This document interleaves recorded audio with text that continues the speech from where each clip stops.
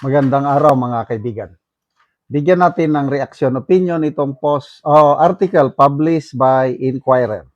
Sabi dito, Manila City 3rd District Representative Joel Chua believes that only the senator judges participating in the impeachment trial of Vice President Sara Duterte can decide on her conviction or acquittal, given the current composition of the Senate. Ayan. So, kaya nag-walk out sila, itong grupo ni Soto, nung may proposal sa Senate floor na pwedeng makaboto online ang mga absent na senator. Walk out sila. Kasi yan talaga ang plano na hindi makaboto ang mga absent na senator. Example, Bato, Jinggoy. So minus 2 na. Hindi makaboto. 22 lang ang makaboto. Ang problema ngayon, kaya ang nakalagay sa konstitusyon is 16 ang conviction threshold dahil 2/3 of all senators. Kahit absent si Bato, senador pa man siya. Kahit absent si Jinggoy, senador pa man siya. O di 24 pa rin ang senador, kaya ang 2/3, 16. Kaya mabuti na lang, at itong si Senator Gatchalian, nagkamali, I don't know, nagpasikat siguro, nag-post siya ng tama. Tama naman yung post niya na sundin natin ang sinasabi ng konstitusyon na 16 ang conviction vote na kailangan para maalis ang isang impeachable official, this time si VP Sara. Tama yun. Nakakapagtaka, bigla niyang dinilit yung kanyang post na tama. Anong ibig sabihin nun? Ang haka-haka, speculation na lang ito. Ako, speculation ko lang din. Mayroong tumawag sa kanya, may nag-utos. Tanggalin mo yan! Yes po. Kasi kung independent minded pa sila, ano yung sabi ni SP Cayetano? Senate of Malacanang, yung grupo ni Gatchalian. Sabi naman ni Rapi Tulfo, hindi kami nadidiktahan ng Malacanang. Kung walang nagdidikta, ipaliwanag ko ni Senator Gatchalian, bakit niya dinilit ang kanyang post na tama naman na aayon sa konstitusyon. Tahimik siya . So kung hindi siya magpaliwanag, mabubuo na sa paniniwala ng taong bayan na may nagalit, may nag-utos sa kanya. Sinabayan ngayon ng kongresista, Luistro, na hindi daw ibig sabihin ng nakalagay sa konstitusyon na all senators, 2/3 of all senators, hindi daw 24 yun. Ini-question niya na, hinihiling niya na ang Supreme Court na linawin ano yung all. Kailangan pa bang linawin yun? Napakasimple. Ilan bang binotohang senador? Di ba 24? Meron bang nag-resign? Meron bang namatay? Meron bang physically incapacitated sa 24 na binotohang senador? Wala. Napaka-clear yung parameters na nakalagay para ang isang senador is matanggal sa roster. Wala naman doon. So bakit mo pa abalahin ang Supreme Court? Maliban lang kung mayroong mag-file ng petition. Wala namang nagpa-file ng petition. So ito, ganito, ito talaga ang plano nila para bababa yung threshold. Kailang, I don't know kung mag-materialize yan. So, hindi boboto, no problem. Hindi makaboto si Bato, hindi makaboto si Jinggoy, no problem.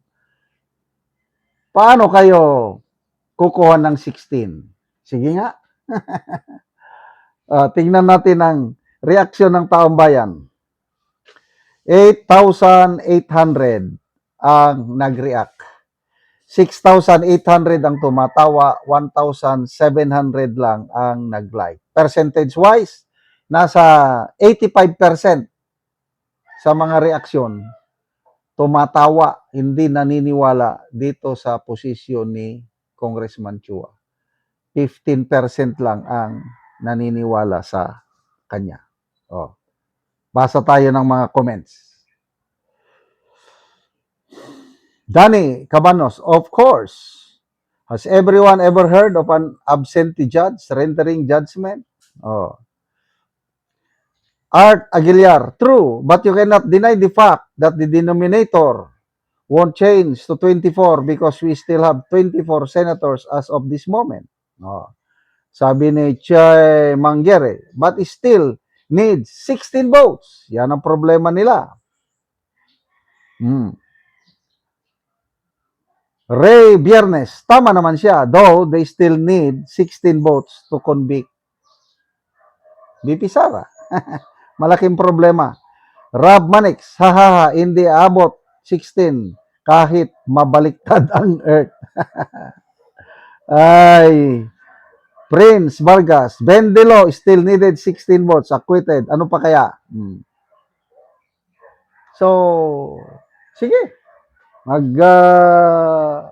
Magdasal kayo na sana makakuha kayo ng 16 votes.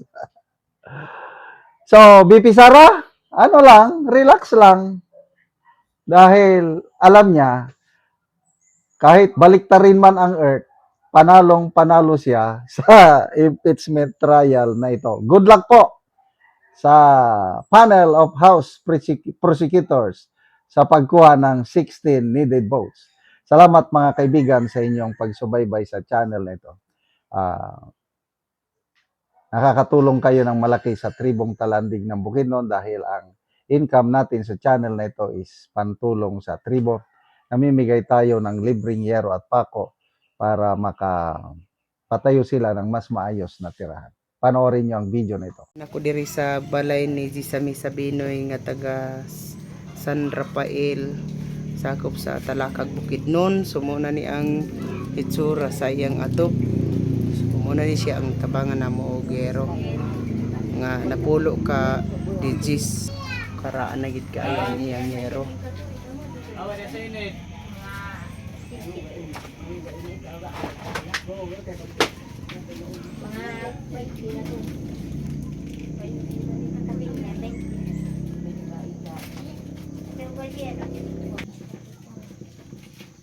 So mao na ni ang pulihan niya karon sa yero nga iya natabang sa iya ha. So mag-atop na ni karon.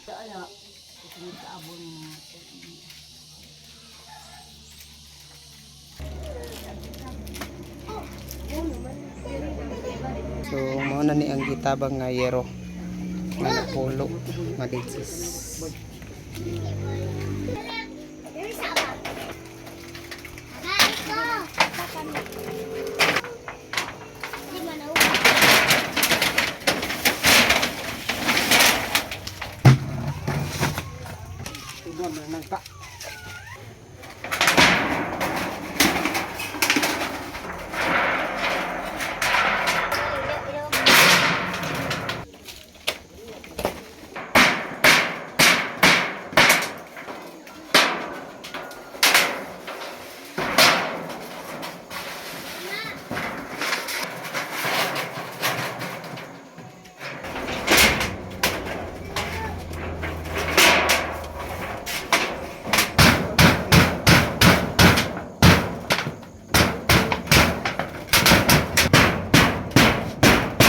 O karon humanagid sa pag-atop ang ginatabang nga yero.